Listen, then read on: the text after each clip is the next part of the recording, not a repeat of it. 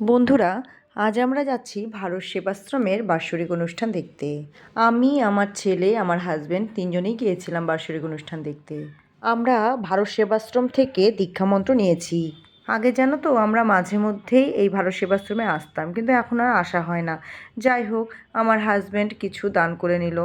আরেক জায়গায় প্যান্ডেল করে ঠাকুরকে অন্নভোগ দেওয়া হয় এবং আরও অনেক নিয়মকানুন পালন করা হয়, কিন্তু সেই ভিডিওটা তোমাদের সঙ্গে শেয়ার করা হলো না।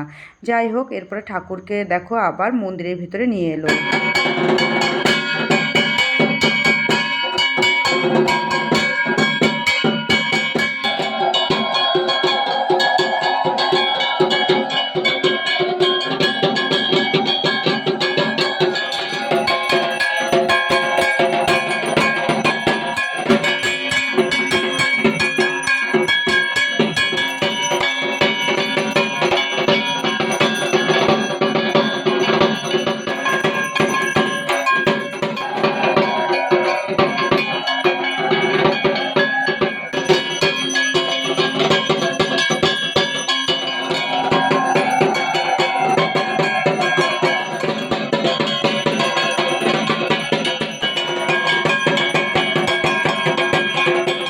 এই আশ্রমে এলে জানো তো মনটা ভীষণই ভালো লাগে।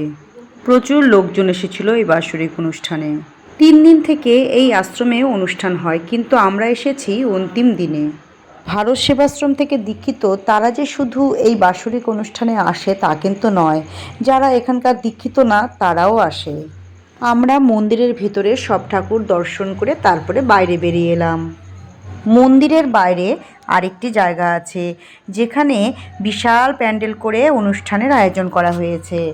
শুধু তাই নয়, এখানে যজ্ঞেরও আয়োজন করা হয়েছে, কিন্তু যজ্ঞ হবে সন্ধেবেলায়।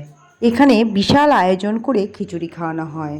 খিচুড়ির সাথে থাকে সবজি, চাটনি আর পায়েস। এখানে জানো তো খিচুড়িটা ভীষণই ভালো হয়েছিল। এরপরে আমরা খিচুড়ি খেয়ে বাড়ি চলে এলাম।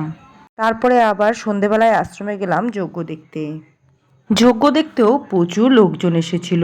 দেখতেই তো পাচ্ছ কতটা ভিড় হয়েছে এখানে। এত ভিড় হয়েছিল জানো তো, যে সামনে থেকে গিয়ে যজ্ঞ দেখবো সেটা আর হলো না।